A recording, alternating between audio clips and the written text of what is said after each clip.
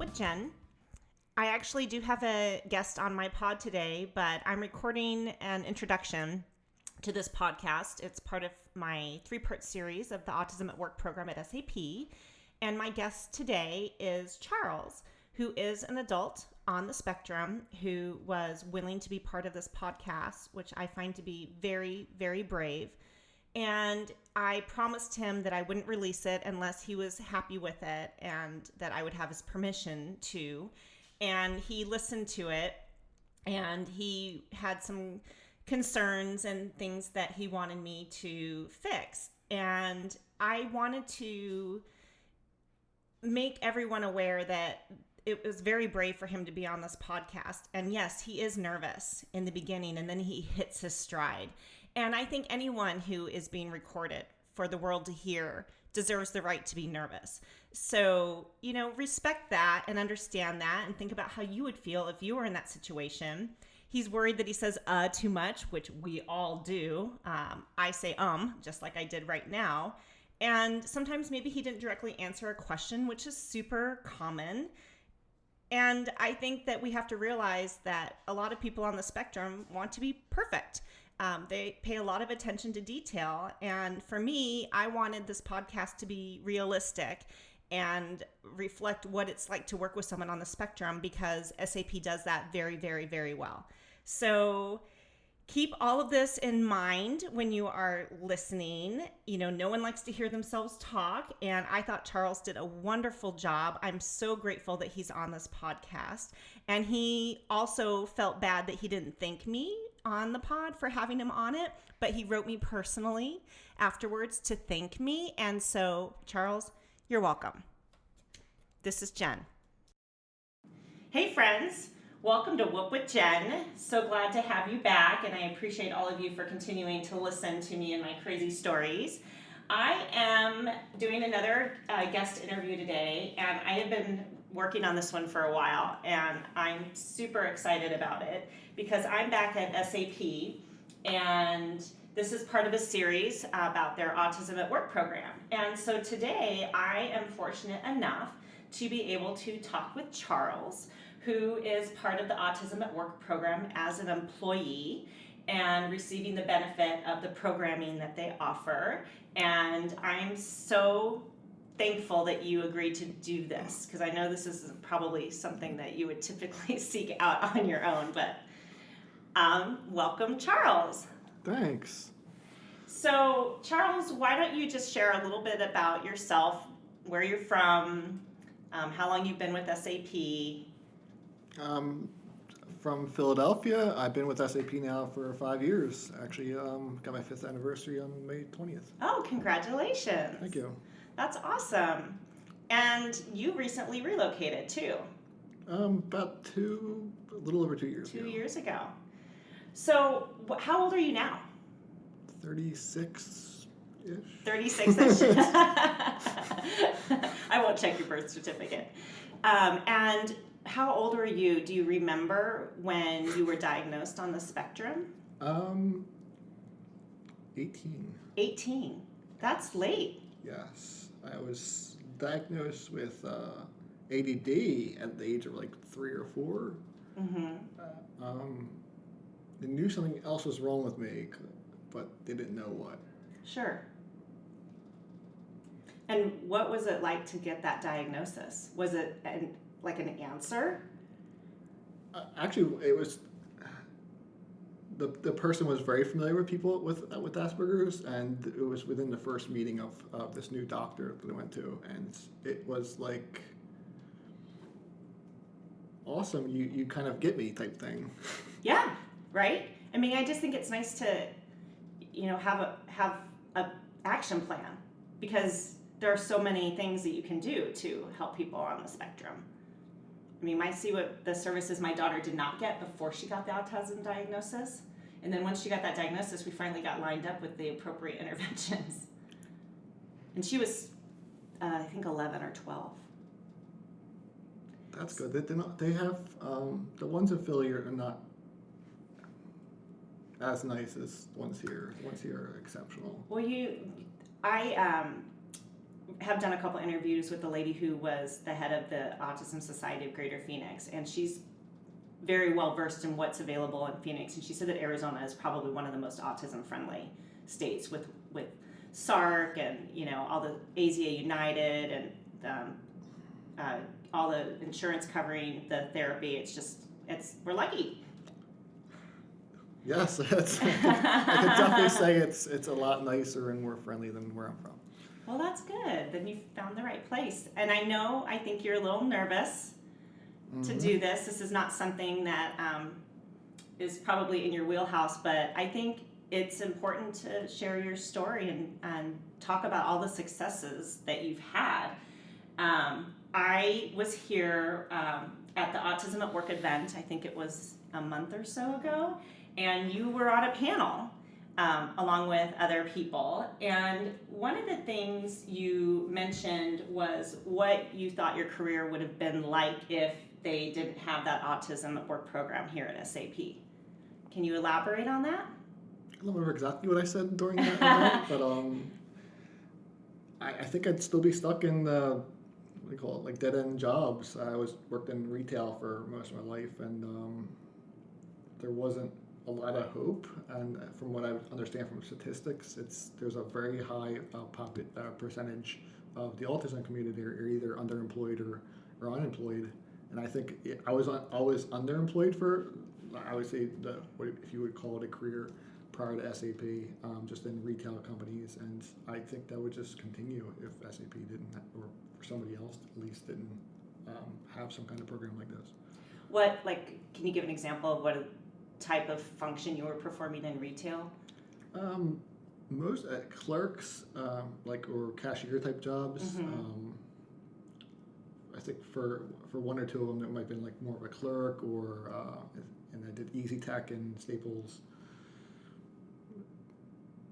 And I'm trying to remember, because I met with Jose, and how did you find out about the Autism at Work program? Because they do a lot working with individuals before they even get a chance to come on board and be hired. Isn't there a several-week program? Is that how you found out about SAP, or were you already at? I'm just trying to put the pieces together of how you came on board to SAP. I actually found it in an article on CNBC. One of my, I guess you could say, hobbies was following the market, the stock market, and I seen that article, and I didn't know how to process it because I wasn't sure how this was or what it was actually saying. I showed it to one of my uncles, and he said, yeah, not only should you apply, but they're looking for you. Right? They're basically describing you. That's awesome. So one thing you did when you were still back in Philadelphia is you bought a condo and moved out to live alone, and I think that's nerve-wracking for most people. Can you share a little bit about any fears or worries and how you feel about living on your own today? Should I start with the condo? Because I don't know. Sure, let's start with the condo. How was that? It was a good experience buying it. I think I got a great deal with the guy. Basically upgraded his entire place and then had to move out for a job in a different state. So it really worked out for me. Oh yeah, he needed to move on. And I've even in high school I took the finance classes and had the recommendations of you should save up money to afford a house one day, and I did that over even my career, even in retail, and try to save as much nickel and dimes whenever I could, following some of the strategies I learned in school. And by the time we got there, I could just say I was more prepared than some people might be for the first time home buyers. First time home buying is stressful. Yes, yeah. There's a lot of you don't know if you're gonna have your job or whatever, and there's a lot of stress just from the buying process itself. Mm-hmm. You sign a lot of this paperwork has these words are like you're just terrifying. It's not straightforward. Like, what am I committing to here? I think this is just about the house, right? Yeah. Because I've signed hundreds of them, and like on the last day, whatever, that's commitment day or whatever, I can't remember the name of it, but when you have to sign it, they're like, oh yeah, there's hundreds of papers. Like, can't be hundreds of papers. I already signed hundreds of papers. I'm just guessing we're going to go there and just be one more paper to sign. Right. You get there and there's just another stack of title company, and, notaries. And you're like, let me take some time to do this. And not only does your mom say, don't read that, like the person that says you can't. There's no possibility you can read this. You just have to I'll tell you basically what it says and just sign. And where to sign. Were your parents with you when you signed? Oh yeah. Okay. That's one of the reasons I wanted to buy something out there to have my parents around to support me, because I didn't know how the process was, and thankfully I was, because it is a very stressful process. There is a lot of I need to go out and check the house and stuff like that, and my mom and dad kind of assisted with that part, because you can't always take off work and do everything. And there's a first-time home buyer program, and there's a lot of things, the loops you have to go through to kind of get that. So my parents helped me get that stuff. Well, congratulations. That's a big accomplishment, and thank you. You don't live there anymore. No, it's 6 months prior to moving here, but at least I owned it, and I made sure when I bought it that it has the whole. You're able to lease it out, and okay, so you can. Yeah, so nice. Basically hired the same guy who helped sell me the property. Like, hey, now I need you to find somewhere to lease it for me. And luckily, I found a couple that when they left, they ended up saying, oh yeah, I got my sister and her husband want the same thing for around the same price. And I'm like, oh cool. Oh, that's nice. They refer the new tenant. Exactly. It's perfect. You don't have to pay another month's worth of rent So now you could call yourself a real estate investor. I suppose I can, yes. A landlord. You're a landlord. It's a term I always liked. Wearing many hats. Well, good for you. So when you first started at SAP in Philadelphia, when you started your new job, what surprised you about it? Whether it was a good surprise or maybe, not a great surprise? One of the surprises was the length of the interview process, and I didn't really know what they're going to judge you on. The second, I guess, was a big positive surprise was the buddy program, and I got assigned to somebody named Andrea Talenko. I later found out when I seen a photo on her desk, and I said, "Oh, you go to the same Peter, that same mentor I have," and she said, "No, that's my dad." Oh. And I recognized he had daughters. When I think during some of my visits, I just never actually took the time to meet him, and that was. And she has the same type of wanting to help people as Peter did, so it was pretty awesome. So that was a good buddy for you to get started off with. Not only that, but she's probably one of the biggest supporters of autism work. Outside the people who work in the program themselves, it's definitely Andrea Talenko. She comes to all of our games nights. And it's one of the few people that is very consistent in just that alone, and much of other things I'm probably leaving out here. And what did you find that was challenging for you? Going from retail clerk type job to the largest software company in the world. Okay, that's a good point. So there was learning curves. There was obviously it wasn't really the development itself, because I went to school for software development, but it was the skills, and a lot of them were actually, believe it or not, Microsoft Office. For example, Outlook I haven't used for 10, 15 years prior, so it was a lot of okay, this is what I remember about it, and let's see how this thing works. I know it seems like something that'd be straightforward, right? Word was really easy to pick up on because it didn't really change a whole lot. But Excel and especially PowerPoint, that was putting together, they call it presentations. Changed a lot from when you go to school to okay, now you have to put it in this format and how much you should share and right. or how little you should share on the PowerPoint slides themselves. Do you feel like you're pretty proficient in all that now? I definitely got much better over the course of since my first role to where I am now. What other skills do you think that you've grown? I mean, I just think working in a retail environment versus working in a professional corporate office, I mean, there's a lot of Office dynamics. Office dynamics. Yes, perfect description for that. There's a lot of also communication things you have to improve on. I didn't get a whole lot of help when I was younger. I didn't have that luxury of having like the service providers that work at SARC here, who do great things for the little, I guess, tykes, right? I didn't really have that. There was not a whole lot of people who assisted you at a younger age, so there was a lot of communication gaps that I kind of needed to overcome, essentially by myself and with limited help from other people, because you can't really cover as much as I wanted to. Like for example, the non-verbal cues, like reading somebody if they're interested or not, knowing when to talk to them. Right. Is this a good time? Reading just generally, really, I guess, from what other people might consider really basic body language signals, I did not pick up on.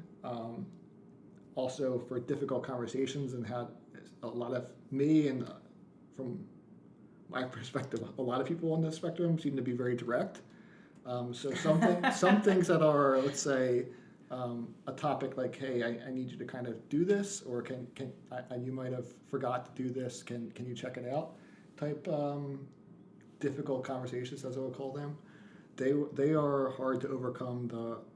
You can't go the direct approach. You have to kind of with a more of a hinting towards something. A little finesse, a little suggestion. Yeah. Otherwise, there's negative consequences. Where you might do it at first, and then that person might not want to work with you more. Or if they're your boss, you're just not going to like this person, and that's bad. And things of considerations for relocating across the country. Oh, really? Which I provided to the Autism at Work Advisory Board. And because they said I was the resident expert, and I was like, you know what, I can provide the whole list. And I thought of a few things, and then after a few things became a few more things, and then it always grows. It's 3,885 words right now. Right. So there's a few things that kind of expanded dramatically. So I covered things like when you're picking an apartment, like how far away do you want to be? You have to like look at the amenities you want in an apartment, kind of like prioritize them, and then pick apartments that cover under that also fall under your budget. When you're flying out there, how many days you're going to need to look at all the different apartments. How you're going to budget that in as far as which hotel you're going to go with. You're going to go with somebody else.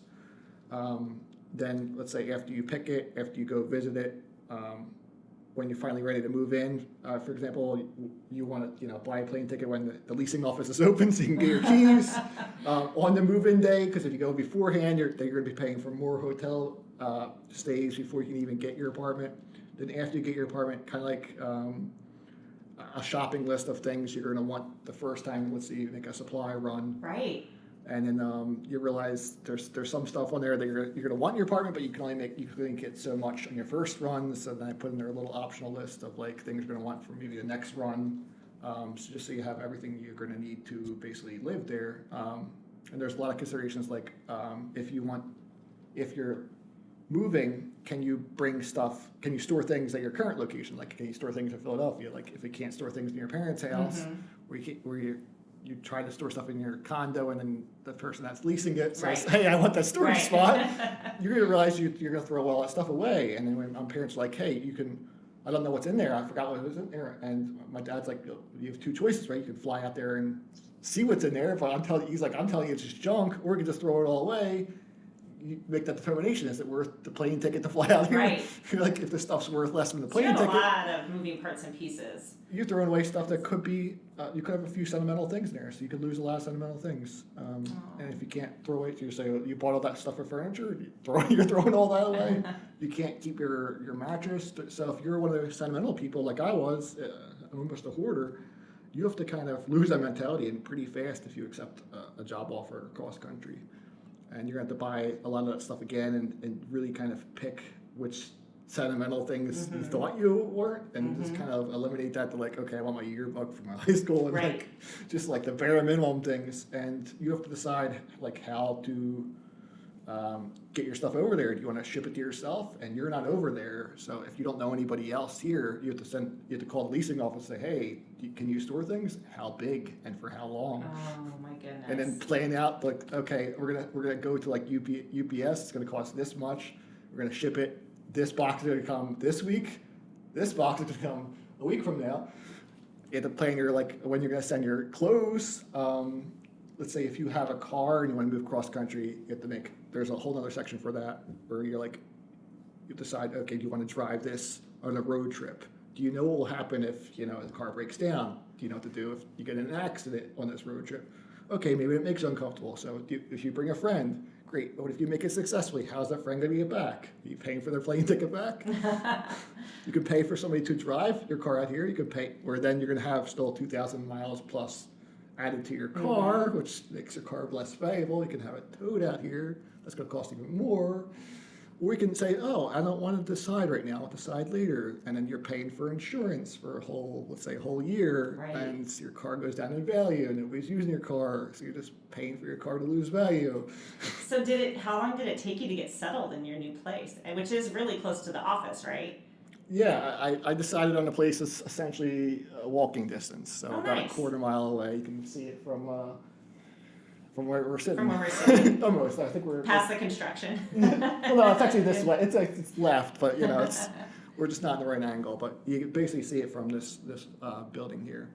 But I think those are really good planning skills, to learn and develop and hone and prepare for, the unexpected. I know. And help people prepare for the same challenges I had. Yeah, and that makes it a less scary thing to relocate within the company. I mean, they probably need to offer some of that just to anyone in the company who relocates, because there's a lot of moving parts and pieces, getting the utilities turned on, knowing who to call for the utilities. Yes, yeah. There's a lot of things you need to do for your own house. Okay, do you want to shut off your electricity? Do you gonna turn your cable off? And do you want to turn off your electricity? Because it's going to cost a lot of money for your tenant to turn it back on again. Right. And what's the point? When you could just transfer names over, and that ends up being a lot easier and cheaper for everybody.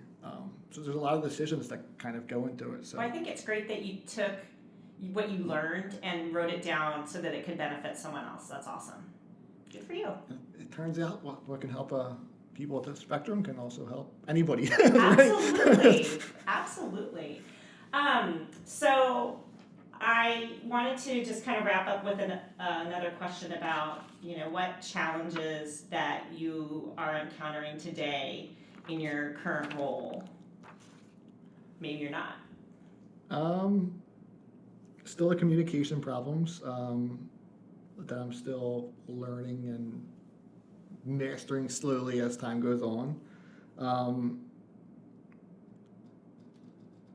I guess. What kind of job are you doing? We haven't really talked about the actual job you're doing. It's a good question. Most people, even around me, don't understand my job. And you work with my husband, and I can't describe his job either. So. Oh, he's the same job as me. So I do big data for SAP, and we work in the retail department. So the retail is the largest consumer of big data. So I work for big data for the largest consumer of big data in the world. And you're and that's part of the development group. Yeah, so I support 7 different application teams, especially their quality engineers, as well as roughly 2 different demo teams. And aside from just some of the communication skills that you're working on, I mean, like the actual work itself, have you run into any challenges there? Or do you feel like your mind just, this is like your wheelhouse and you could do it with your eyes closed? When I got here, there was a lot. Just building one product was taking a long time, and then let's say 6 months on the road, that wasn't a problem anymore. Then it was, hey, we got requests like, hey, can you build 10,000 products? And there was new challenges doing that. Then there was like, oh, can you list all this stuff? And then there was purchase orders and sales orders. And now today we're at we could do all that stuff. Plus now I can map products and locations to have really good sales history and move them through different systems for people. into different products on different systems and allow them to model and forecast those particular products on those systems, which is something we couldn't even fathom 6 months or a year ago. So you've had some good successes. Yeah, and we documented a lot of the steps, because a lot of things we came to where it was super easy to do and it was straightforward at the time, and then we had to do, okay, 3 months on the road, can you do that thing we did 3 months ago? And you're like, I don't even remember how to do that. After that happens a few times, we're just like, okay, every time we're doing something new, kind of like we do it and then we document it. Write it down. So we have documented everything, which I also provide to the different teams if they want to do them, so different teams can become independent over time. So what do you think SAP could do better to serve you, or do you feel like, you're good, or I think their goal is for them to continue to and grow the program and adjust it and tweak it as necessary to ensure individuals on the spectrum are successful. Is there anything you wish could have been done differently? I guess if you would have to pick either the manager's point of view or for the individuals on the spectrum. From the manager's point of view, they can take some of the training that's provided by Jose Velasco, the head of Autism Work. There's also some nice training on diversity in the workplace. Now, if I answer the question based on the individuals, we're actually in the Autism Work Advisory Board, we are taking into consideration all the challenges that some of us experience, put together into many different categories, and then we're trying to resolve them over the course of time. Which one of them was the document I put together for moving across country, was one of the challenges of being able to accept job offers in different areas. Accepting job offers in general is another area that they're covering. So they're trying to get a lot of these different unknowns and making them easier to understand. Well, just to predict that it's going to come up.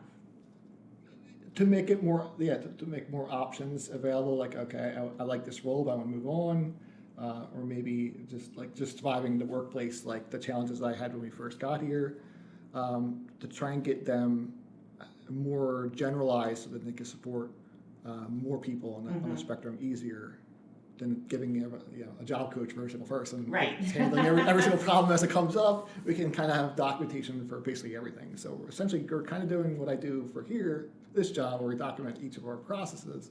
Kind of doing that for the whole program and all the challenges we kind of encounter. Well, maybe one day you'll be a buddy. Maybe, yeah. You're thrilled about that. I don't know how it's going to play out, so it would be interesting to say. Well, I want to thank you for your time and willingness to come and share your experience, because I'm really proud of this Autism at Work program. I think it's awesome that the employer of our family, does that. And I'm glad that you got a chance to relocate out to Phoenix. Yeah, actually, speaking of that, we had what I guess you'd call a rally on Autism at Work, where we invited in a lot of customers of SAP, which SAP is in 80+% of industries in the world. So the customers that were interested in that came to these rallies, and they heard us talk about and how we're implementing Autism Work, and now people come to Jose to figure out how they can make their own Autism Work programs in their companies. I think that's so awesome. Microsoft and because EY you have really good skills to offer, and no one should ever be relegated to be underemployed. Yeah, it's nice to see the disconnects. Having less disconnects. Yeah. In society. Yes, in society, it's there's always that people don't want to employ something because of the unknowns. People fear the unknown. So having these type of programs and saying, okay, we structure it this way and this is how it's working out, just gives more people incentive to we need less support. We have to figure out, because it's kind of already been structured by SAP, and we're sharing that information with some of these employers. So. Well, congratulations on all your growth and your successes. I wish you all the best. Thank you. And thank you again for spending time with me today. You're very welcome. All right, friends, that's it for this one. Whoop whoop to you all out there. This is Jen.